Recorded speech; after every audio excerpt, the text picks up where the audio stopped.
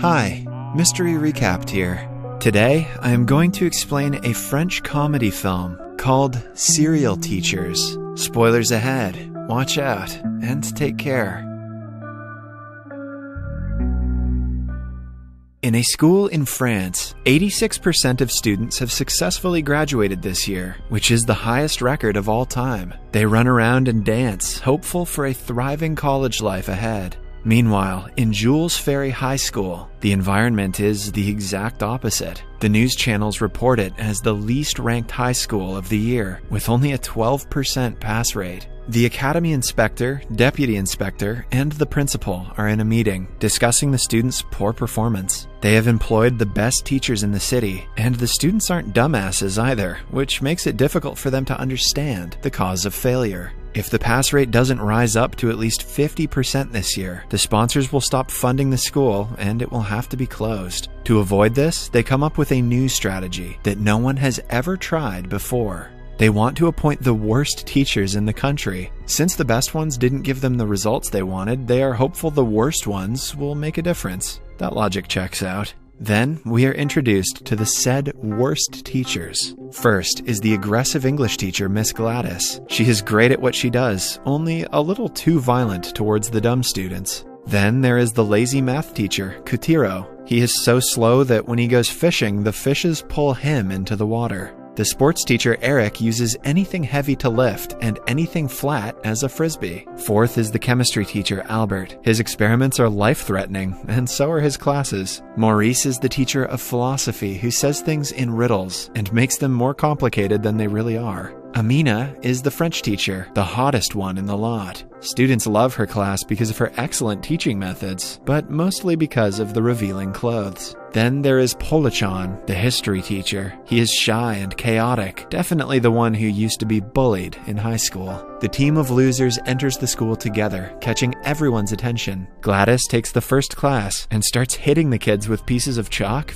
instantly. She seems to enjoy bullying them more than teaching them. One of the students is Nectarine, the usual teacher's pet and the only one who studies. She skipped a grade last year because of her amazing grades and doesn't forget to mention it every chance she gets. Then we are introduced to the class clown who is always late, Bouillard. He enters the classroom and instantly becomes a victim of Gladys's assault. The entire classroom is stunned by her unique but mostly frightening personality. The next class is Kutiros. Being the lazy man he is, he comes 20 minutes late and takes an extra 10 minutes to write his name on the board. Then he takes a smoke break and stays outside until the period ends. The history teacher Polachan enters the wrong classroom and finds the German teacher in the front. He mistakes her for a student and asks her to join the others. The teacher tries explaining, but Polachan doesn't listen. After awkwardly fidgeting with papers and talking about Napoleon for a few minutes, he is told he is in the wrong class. He apologizes before rushing out.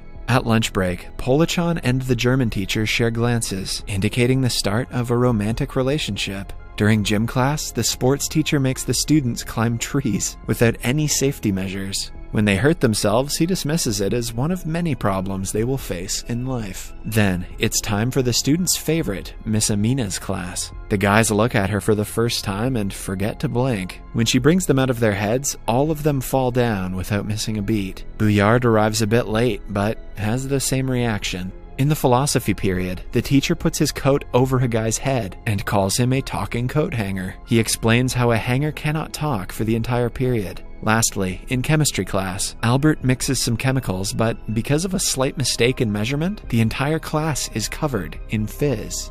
After school, Polachan approaches the French teacher and apologizes for his mistake. He also picks her up in a hug, unaware of proper etiquette, having never touched a woman in his life. The 7 losers teach the students for a week, which is the most chaotic week in the history of Jules Ferry. By the weekend, parents arrive with complaints, like the chemistry teacher burning someone's bag, and the sports teacher sending students home with a different broken bone every day. It is the last straw for the principal, before calling the academy deputy inspector. But the man couldn't care less how he handles the situation. He was the one who pitched the idea of worst teachers, but his dismissal of the situation makes the principal think he had an ulterior motive behind it. The next day, the principal takes matters into his own hands and tries his best to mold the teacher to his ways. First, he glues the pieces of chalk onto the table so Gladys won't be able to hit the students. When she resorts to the duster instead, the string attached to it hits her back in the face. Then, when it is Katiro's class, he brings out a picnic chair to rest on it as usual. But this time, a short circuit causes a small explosion, making him jump.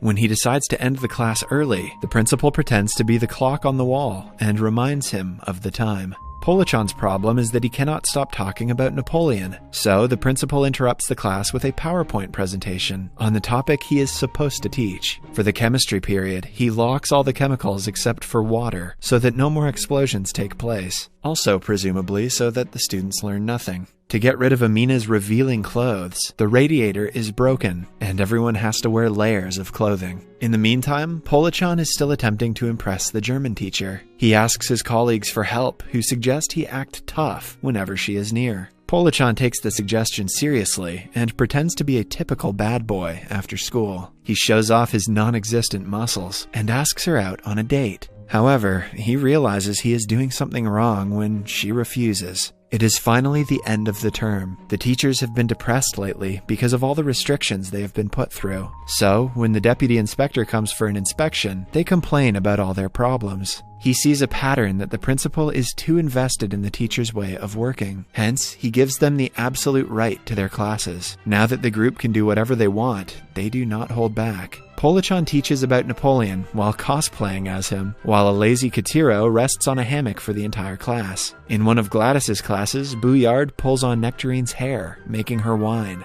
As a solution, Gladys chops off her ponytail. Since she has the right to do whatever she wants in class, the principal cannot do anything about it. The chemistry teacher takes the most advantage of the freedom. His experiments go from absurd to life-threatening. Almost every class ends up in some kind of explosion. The philosophy teacher makes his pupils walk around naked to teach them about nature in its deepest form. These teachers should all go to jail. By now, the school has caught the neighborhood kids' attention. They hear stories about a hot teacher, explosive classes, and classes where they can get naked. In a few weeks, people start to break into the school to attend it. The attendance percentage goes up 120%. The school turns into a club, and the teachers become celebrities among the newcomers. Meanwhile, Polachan is still trying his best to impress the German teacher. This time, he attempts to sweep her off her feet by pretending to be a prince on a horse. The plan fails, though, when the horse runs away. As the final term nears, the extra students are refrained from coming to school. The others take a mock test to prepare for the finals. However, the results show that the pass rate has dropped from 12% to 3%. The teachers do not know what to think of it. The principal is also shocked that the pass rate could go any lower. He meets the deputy inspector and tells him that his plan is not working. It is then revealed that the man never wanted it to work. He wants to get the pass rate as low as possible, so the academy inspector would be fired, and he could take over the position. He knew the new teachers would fail, which is why he appointed them. Polachan overhears the conversation and runs to his colleagues to tell them. After finding out they are France's worst teachers, the group is determined to prove otherwise. Polachan gets the idea to steal the exam papers. The others join in, and they start making an elaborate plan to do so. They even practice dodging bullets in case they are caught. Then, the execution day finally arrives. The group joins a crowd protesting outside the ministry. When the police chase the crowd away, Gladys lies down on the road and goes unnoticed. Then, while Gladys and Katiro wait outside, the others barge into the ministry. Amina distracts the guards with her beauty, letting the group enter the building and into the protected room. But an unpredicted problem arises when the safe has a lock that needs a 6-digit code to be opened. Suddenly, Katiro walks in, proving that they didn't have to do all the work to get inside. Together, they assume the code must be the day the minister won the election, which turns out to be true. In the following scene, the students are asked to take a second mock test. The group hints at how important the questions are and starts the test. However, they find out that they accidentally stole the middle school exam papers. Still, the students appreciate the effort they made. With only 2 weeks left for the finals, everyone loses hope. Polachan goes to the principal with his resignation letter, knowing that nothing he does will help the students now. As he is leaving the school premises, the German teacher expresses how disappointed she is in him for running away like a coward. Her comment makes him realize he is not ready to give up yet. He motivates the students and the teachers, citing Napoleon, and convinces them to study hard for the next 2 weeks. Starting that day, the philosophy teacher drinks before teaching, so the students understand what he is saying. Gladys allows them to wear helmets so they won't be hurt when she throws pieces of chalk at them,